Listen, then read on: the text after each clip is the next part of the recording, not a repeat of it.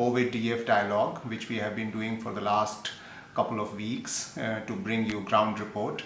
Today we are going to Bharatpur, which is in Rajasthan, but very close to Delhi, about 200 kilometers or so. And we are going to talk to this person who is our digital foot soldier, who manages lots of centers, digital centers there. And his name is Imtiaz. He has a very different kind of report from the village, where he is actually trying to tell us that village people do not understand the meaning of isolation or social distancing. So let's go and find out in his area what's the ground report.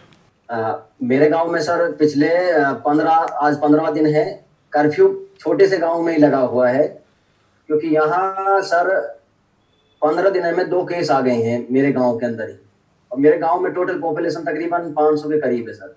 तो 2 case आ जाना आपके गांव से, तो ये तो बहुत बड़ी खबर है और बहुत डराने वाली खबर है। सीरियस नहीं लिया, लेकिन अब जब केस आने शुरू हो गए हैं तो अब लोगों में इतना डर का मतलब सर, लोगों वास्तव में बहुत ज्यादा माहौल है डर का सर यहाँ लोगों में। और यहाँ जो थिंक है लोगों की सर, ये लगता है कि अब ये पूरे साल को जाएगा एक तरीके से, क्योंकि भरतपुर में रेड जोन में है और मेरा जो नगर है ये हॉटस्पॉट है, बयाना और नगर दोनों जगह से। इसमें लोगों को ऐसा लग रहा है कि अब ये लॉकडाउन है लंबा जाएगा, लोगों में निराशा है, उनके आगे अब परेशानियां सर दिखने शुरू हो गई हैं लोगों में। सर जो डीएफ परिवार है वो लोगों के लिए ये कर रहा है कि सर यहाँ जितने भी फाइनेंस का काम है गवर्नमेंट के जो थ्रू लाभ मिल रहे हैं, या अपने भाइयों के थ्रू जो भी, जैसे भी कि किसी के पास में कोई सरसों बेच कर आ रहा है, जैसे भी मतलब अकाउंट में जितने भी पैसे आ रहे हैं, तो वो हमारे साथी सब मतलब सेंटर से ना जाकर सर घर भी जा रहे हैं, घर घर जाकर वो उनके पैसों को वहां विड्रॉल कर रहे हैं सर। तो मतलब हमारे सारे सेंटर के लोग बैंकिंग कॉरेस्पॉन्डेंट का काम अच्छे से कर रहे हैं, बहुत अच्छी तरह से कर रहे हैं। मैं तकरीबन अभी भी इसी मंथ में जो चल रहा है, मुझे लगता है कि सर मेरे यहाँ तकरीबन अराउंड 50 के लाख रुपए के करीब एक लोगों ने कर दिया है सर। तो इसमें लोगों के पैसे निकलवाना में दोनों चीजें, एक तो लोग अपने पैसे खुद निकलवाने के लिए आपका जरिया महसूस आपकी मदद ले रहे हैं, और जो सरकार भी जो पैसे दे रही है उसको भी आप लोगों तक पहुंचाने में आप हेल्प कर रहे हैं। हाँ जी सर।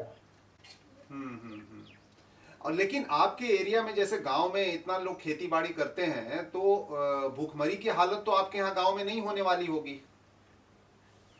सर भूखमरी तो यहाँ इंशाल्लाह कभी भी नहीं होगी, मुझे ऐसा लगता है कि मेवात में नहीं होगी, क्योंकि ज्यादातर गेहूं निकल चुके हैं सभी गाँव में सब उनके साथ।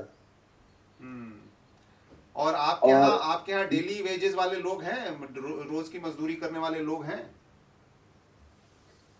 सर ऐसे लोग हैं, लेकिन अब यही है कि ज्यादातर यहाँ जो प्राइमरी काम है लोगों का खेती बाड़ी का ही है, और अब ये है कि घर पे वो रुके हुए हैं, उनको राशन तो घर पे है खाने के लिए, मीन्स गेहूं है तो पर्याप्त मात्रा यही है। लेकिन जो मैं यह लिखा है सर, यहाँ लोगों को खाने पीने की जो जरूरत की जो चीजें हैं सर, वो बहुत ज्यादा हाई हो गई हैं सर लोगों के लिए। सब्जियों के रेट ज्यादा हो गए हैं, और जो उनकी जरूरत के सामान हैं वो मिलने में बड़ी परेशानियां हो रही हैं सर।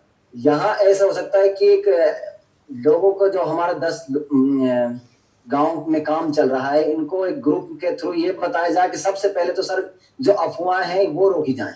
दूसरा सर यह है कि अब चाहे वो किसी भी कम्युनिटी का हो, अब उसको इस बीमारी को बिल्कुल ही सीरियस लेना पड़ेगा। ये जब गांव में आ गई है तो ये किसी को भी हो सकती है, मुझे हो सकती है, मेरे परिवार में हो सकती है, सभी को गांव में हो सकती है। एक तरीके से लोगों को समझना होगा ये काम।